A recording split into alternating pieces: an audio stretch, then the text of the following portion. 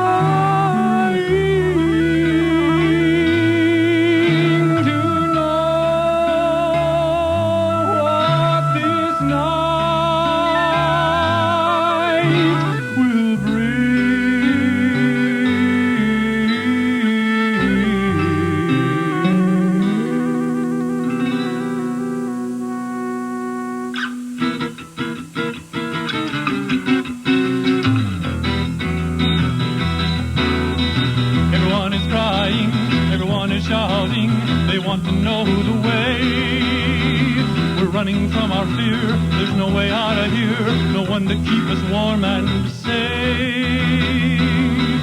But there are those among us who say that someday there will be light. There are those among us who say that blindness will turn to sight. A sun so bright, a wave of light to drown my night.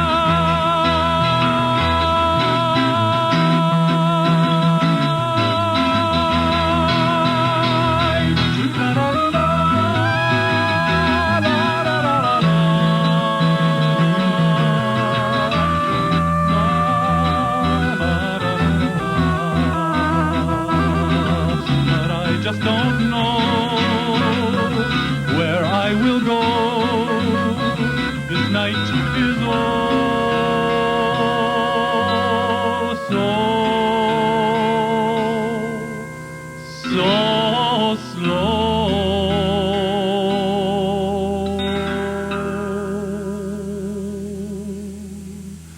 At the rise of the sun, spirits free, we are one. At the dawn of the day, thank the sun, let us play.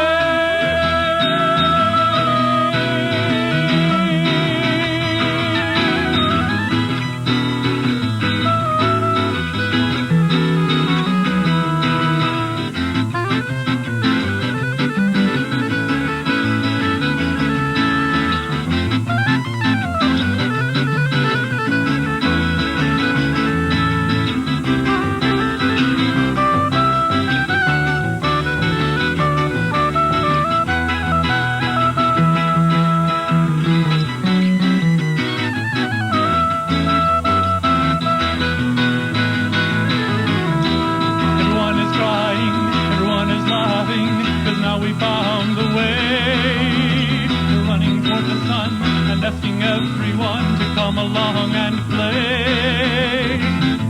I feel the power, it's inside of me. I'm looking at the risen sun and I'm feeling free.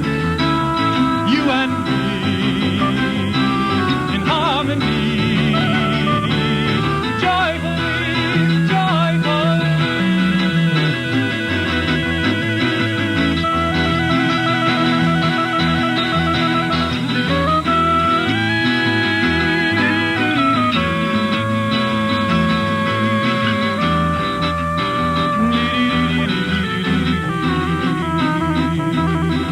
Our fears ran away, they just couldn't stay, not when they found that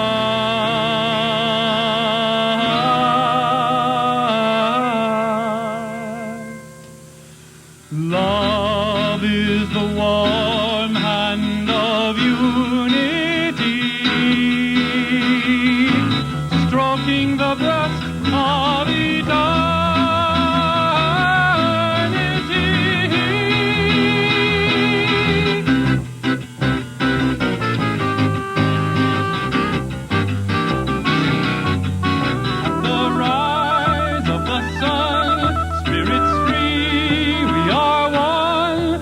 of sign of the dove,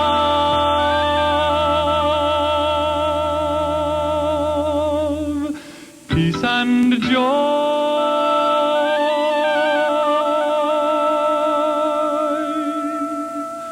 light and love.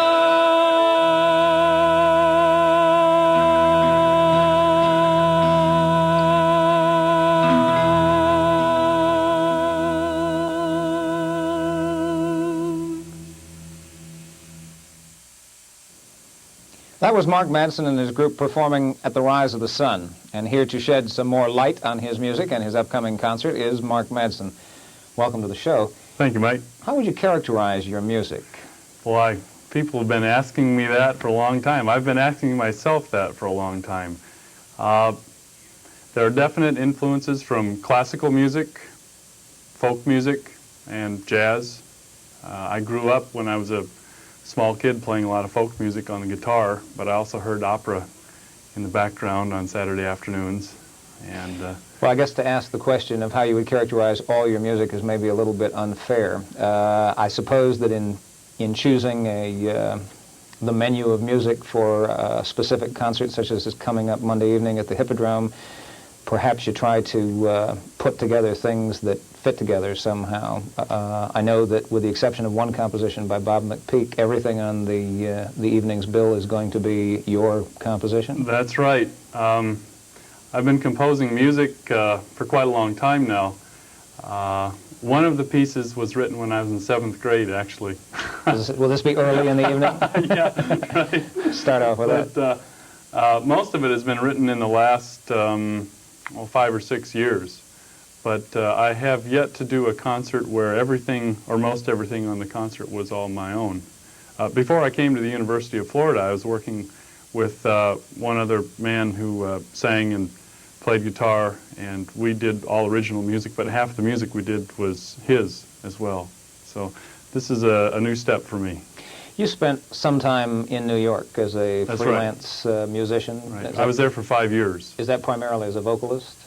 Yeah. Well, mostly as a vocalist. I did quite a lot of oratorio singing, some studio singing in sound recording studios, and I did some opera. I studied voice under grants from the Metropolitan Opera. I also was able to take acting lessons and different, they paid for all my studies while I was up there, which was real nice. It was, otherwise I would never have been able to afford all the training I got. So it was a kind of a combination of public and private sector That's right. Support. Yeah. And you've been in Gainesville with the music department. Well, this is at my the 4th university. year here. Right. How stark is the contrast between the musical world you were part of in Manhattan and the kind of opportunities for personal expression that you have in the academic setting of a vastly smaller community like Gainesville? It's real different. Well, the main difference is just the living in Manhattan, New York City, and all that is involved with that. With the people often asked me if I enjoyed living in New York, and I'd say, well, I loved it and I hated it.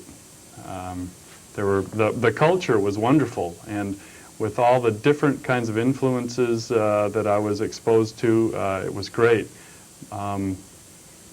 Living in that environment is difficult. Fast-paced. Yeah. And highly competitive? Highly competitive. And I was raised in a, I had a lot of space. And you don't have a lot of space when you live in New York City. Where did you come from originally? Well, when I was a small child, I lived in South Dakota, but then we moved to Denver. But even then, I would get out quite a lot. I noticed that in one of the notes it said that you'd spent some time, among other places, in Missoula, Montana. That's also space country. Yes, big sky country, that's right. What kind of benefits, I can see how one might flee the kind of pressure that there would be in the big city, but are there also benefits to actively seek in this kind of musical environment, in this academic setting? Yes, I've gotten some wonderful opportunities to experiment, to learn different production techniques, to get my own work recorded and performed, and also it's a lot more laid-back lifestyle here. It's a lot more comfortable. I've got a lot of really close friends here, and I like Gainesville a lot. I read a very short note that said that among your focuses, foci, whatever the word may be, in your academic approach at this point was relieving stress and body awareness in performers. Is that still current information? Yes, yes. Does this focus on stress release have anything to do with your experience in New York? That's right. I don't know where you picked this up from, but we have our sources.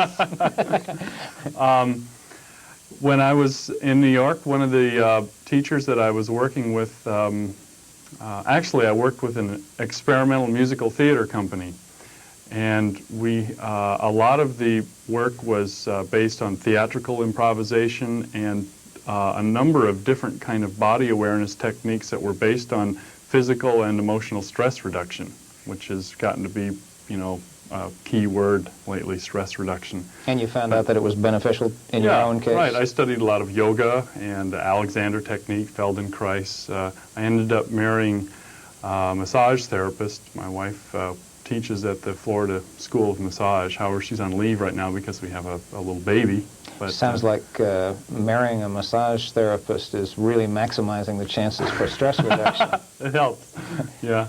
Well, I guess we're virtually out of time. We didn't get enough time to talk about your background and how one comes to develop this kind of musical taste, but perhaps that will be more evident to people who come to see the concert on Monday at the Hippodrome. Probably, yeah. Peace and joy,